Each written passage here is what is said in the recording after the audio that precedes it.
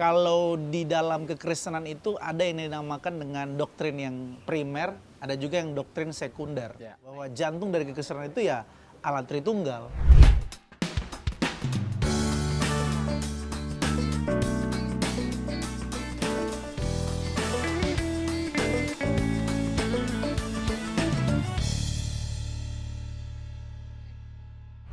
Shalom, kembali lagi kami program Rema menemani Bapak Ibu Saudara, brother. Kita sapa dulu mereka, brother. Shalom Bapak Ibu Saudara, Yes. pecinta Rema dimanapun kita berada. Yes. Semangat. Mantap. Nah kali ini aku agak berkerut nih, brother. Sebelum mulai aku sudah punya kerutan-kerutan karena berpikirnya agak tegang nih, brother. Soalnya berat nih yang mau kita Berat yang mau kita bahas. Kita akan bahas tema tentang Tritunggal. Ya. Salah satu Bapak Gereja, Herman Bavinck, brother.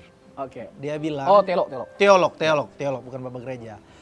Teolog, dia berkata bahwa jantung dari kekristenan itu ada di doktrin ini. Sama kayak Calvert. Calvert juga begitu ya, bahwa jantung dari kekristenan itu ya Allah Tritunggal. Ya. Kalau kita hilangkan Allah Tritunggal dari kekristenan, maka kekristenan itu sama dengan lenyap, Ya. sama dengan hilang kekristenan itu. Itu sebabnya ini sangat penting dan sangat krusial.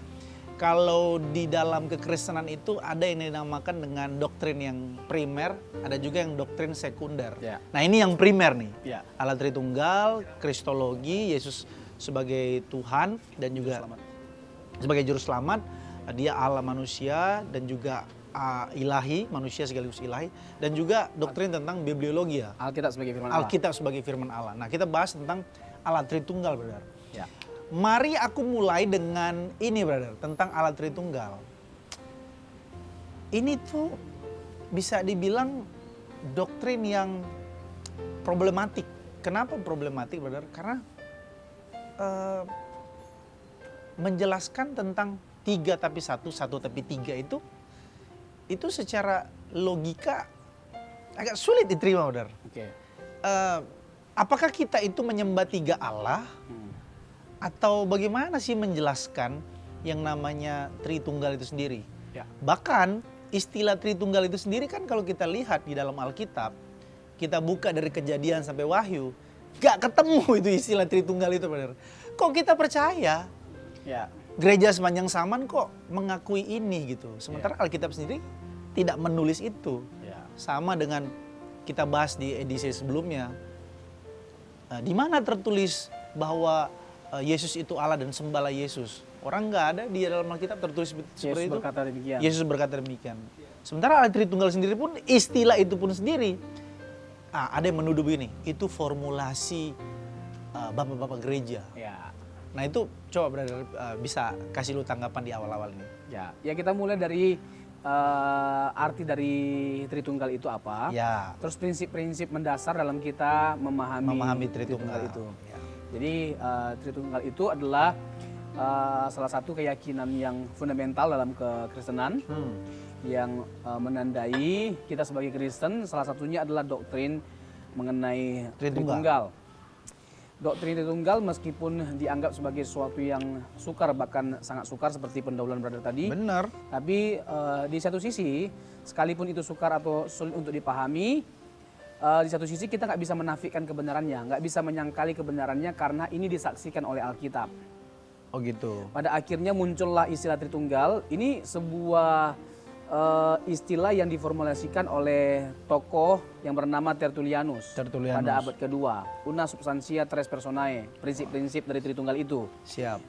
Jadi ada tiga pribadi tapi satu hakikat. Nah, ketiga pribadi ini memiliki sifat-sifat yang sama, kedudukan yang sama, hakikat yang sama, dan setara dalam semua hal. Oke. Ya, jadi Alkitab mencatat ada tiga pribadi.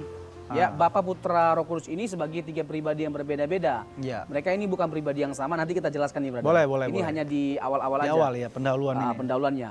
Nah, jadi Alkitab menjelaskan kepada kita bahwa sekalipun nggak ada istilah Tritunggal, tapi rumusan dari ketritunggalan itu tertuang jelas dalam Alkitab. Konsepnya ada. Ya, konsepnya itu jelas. Artinya gini, Bapa, Putra, Roh Kudus itu disaksikan sebagai pribadi yang berbeda-beda. Lalu pribadi yang berbeda-beda ini diidentifikasi memiliki sifat-sifat yang sama, kedudukan yang sama. Nah, meskipun ada 3 pribadi, Alkitab nggak pernah mengatakan Allah kita 3, brother. Atau Allah kita banyak. Selalu tetap dikatakan Allah itu Esa, satu Allah. Jadi Allah kita itu satu dalam pengertian hakikat, tapi pribadinya ada 3. Nah, saya masuk dalam hal prinsip-prinsip mendasar dalam kita memahami Tritunggal. Untuk memahami Tritunggal. Nah, prinsip-prinsip ini akan menjadi kacamata kita dalam melihat keseluruhan dari kesaksian Alkitab, dari Kejadian sampai Wahyu. Untuk di awal saya mau tekankan begini, ini sebuah simpulannya, bahwa Tritunggal itu adalah hasil pengamatan dari Kejadian sampai Wahyu. Ya, nanti ketika brother tanya mengenai dasar teologis PL dan PB-nya, saya menggunakan kalimat ini dulu, brother. Boleh. Bahwa sebagai pengantar. Bahwa Tritunggal dalam konteks PL itu baru dalam bentuk benih, kalau kita menggunakan analogi tanaman, tapi tumbuh mekar dalam konteks perjanjian baru, atau bayang-bayang dalam konteks PL, baru terang benderang dalam konteks PB. Artinya dalam konteks PL, ketritunggalan Allah itu sudah tersingkapkan. Jadi Allah itu bukan baru jadi Tritunggal dalam konteks PB ketika Yesus datang, tapi dari kekal sampai kekal Allah itu Tritunggal adanya. Dan kita akan tunjukkan, brother, sesuai dengan pertanyaan brother, ini bukan sesuatu yang dikarang-karang. Ada yang bilang ini dikarang di abad keempat di Konsili Nisea. Benar. Padahal tidak. Ini kan sudah ada di abad kedua. Waktu Tertullianus yang mencetuskan istilah itu. Gitu loh. Konsili Nisea, satu konsili yang diadakan untuk menjawab tantangan dari Arius yang menolak Yesus sebagai Allah dan tidak mengkategorikan Yesus sebagai pribadi yang setara dengan Bapa. Baru dipercakapkanlah mengenai ketritunggalan Allah di situ, brother. Nah, yang pertama, Allah Tritunggal prinsipnya, Allah itu satu dalam hakikatnya, 3 dalam pribadinya. Allah Tritunggal itu sehakikat dan setara, co-equal, setara, co-eternal, sama kekalnya, koeksis. Jadi ada dengan sendirinya. Jadi tidak ada yang muncul di luar. Ini ketiga pribadinya sama-sama kekalnya dan yang mengadakan segala sesuatu tanpa diadakan. Lalu selanjutnya Allah Tritunggal itu dapat dibedakan tapi tidak dapat dipisahkan. Jadi bisa dibedakan ketiga pribadi itu tapi tidak dapat dipisahkan karena ketiga pribadi itu harmonis dan sempurna dalam segala hal, brother. Kesatuannya itu sempurna. Ya, jadi mungkin bapak gereja yang bapak-bapak Kapadokia, brother, 3 orang itu, trio itu, mereka menciptakan satu istilah yang membantu kita untuk menjelaskan keharmonisan kesatuan dari Allah Tritunggal itu, yaitu istilah perikoresis. Ya, saling mendiami, saling bersekutu satu dengan yang lainnya, dan mereka terikat dalam relasi yang sempurna, dalam karya yang sempurna, karena mereka itu diikat oleh roh yang sempurna, yaitu Roh Kudus. Nah, apa yang membuat kita berkesimpulan mereka itu setara? Karena dalam semua karya ilahi, ketiga pribadi itu bekerja bersama-sama, brother. Jadi misalnya dalam karya penciptaan ada Bapa, Putra, Roh Kudus yang bekerja di situ. Jadi tidak ada karya ilahi yang dikerjakan hanya sendiri. Jadi semua karya ilahi dikerjakan secara bersama-sama. Misalnya penciptaan, brother. Kejadian 1 ayat 1 sampai 3. Ya, pada mulanya Allah menciptakan langit dan bumi. Lalu terkait dengan ayat yang kedua, ada Roh Kudus yang melayang-layang di atas permukaan air. Di ayat yang ketiga, berfirmanlah Allah, jadilah terang. Jadilah terang. Yang kedua, itu ayat kedua, berada, bumi belum berbentuk dan kosong, gelap gulita menutupi samudera raya, dan Roh Allah melayang-layang di atas permukaan air. Ada Roh Kudus di sana. Lalu ayat ketiga, berfirmanlah Allah, jadilah terang. Nah, jadilah terang itu bukan Yesus. Yesusnya di mana? Di kata berfirmanlah Allah. Jadi Allah menciptakan terang dengan menggunakan firman. Berfirmanlah Allah. Jadi eksistensi dari Allah yang Tritunggal itu sudah terlihat dari kitab pertama di pasal yang pertama, brother. Makanya ada di ayat 26, baiklah kita menciptakan manusia menurut gambar dan rupa kita. Karya keselamatan, kita bisa melihat ayat ini, brother. Nah, 1 Petrus 1 ayat 2. Yaitu orang-orang yang dipilih sesuai dengan rencana Allah Bapa kita dan yang dikuduskan oleh Roh supaya taat kepada Yesus Kristus dan menerima percikan darahnya. Kiranya kasih karunia dan damai sejahtera makin melimpah atas kamu. Jadi keselamatan itu adalah rencananya Bapa, idenya Bapa. Yang eksekusi siapa? Yesus Kristus. Lalu diaplikasikan oleh siapa karya keselamatan? Roh Kudus. Jadi dalam karya keselamatan itu juga karya Allah Tritunggal. Jadi tidak ada karya ilahi yang dikerjakan sendiri, tapi dikerjakan secara bersama-sama oleh ketiga pribadi itu. Itu yang membuat kita berkesimpulan ketiga pribadi itu punya sifat yang sama, kedudukan yang sama, sehingga mereka setara. Oke.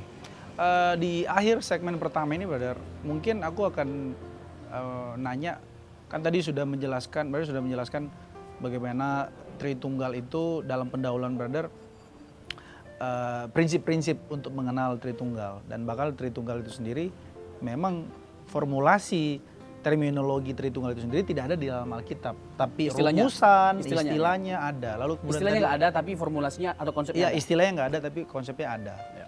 Nah, dalam 1 menit atau 2 menit, Brother, bisa tolong sampaikan, ini hal yang lebih sifatnya teknis. Ya. Kenapa sih orang Kristen ini rempong atau repot banget sih? Ya. Percaya Tuhan yang dengan formulasi yang kenapa nggak satu aja sih? Ya. Kenapa nggak monoteisme saja? Oh gitu, oke. Jadi kan kita ini terkesannya kayak panteisme sebenarnya, atau apa ya, triteisme atau apalah gitu. Kenapa kita percaya yang seperti itu? Landasan utama kita kan Alkitab, ya kan? Ini yang membuat orang tuh itu secara matematis, secara hukum logika, secara filosofis, ini sulit diterima gitu, Brother. Coba Brother bisa kasih jawaban 1 menit ke depan. Ya, jadi gini. 1 menit aja aku kasih ke waktu, Brother. Why Trinity? Ya, Why Trinity? Tritunggal ya? Kenapa Tritunggal? Kenapa nggak yang lain? Unitarianisme? Iya, kenapa nggak Unitarian? Atau Jesus only? Jesus only atau yang kenapa lain? bukan hanya Bapa yang Allah? Karena gini, nanti kita kan memberikan berbagai macam pembuktian. Karena yang Alkitab sajikan bagi kita, ya Tritunggal. Makanya kita nggak bisa lihat sepotong-sepotong. Ya, kita harus jernih dan jujur dalam menggali kebenaran Alkitab. Jadi Alkitab itu benar-benar menyaksikan kebenaran itu. Banyak data-datanya, data-data yang menunjukkan bahwa ada 3 pribadi, dan ketiga pribadi ini adalah satu hakikatnya. Karena setara dalam semua hal, berbagian dalam kemuliaan, berbagian dalam sifat-sifat, dan sebagainya macamnya. Jadi ini sesuatu yang disaksikan oleh Alkitab. Karena disaksikan oleh Alkitab, meskipun nalar kita sulit untuk menangkap, susah untuk menangkap, bukan berarti nggak masuk akal ya, sulit untuk menangkap, ya bagaimanapun karena kebenaran harus kita terima. Gitu, Brother. Oke, mantap. Nanti kita bahas di segmen berikutnya, Brother. Kita minum dulu ya kan.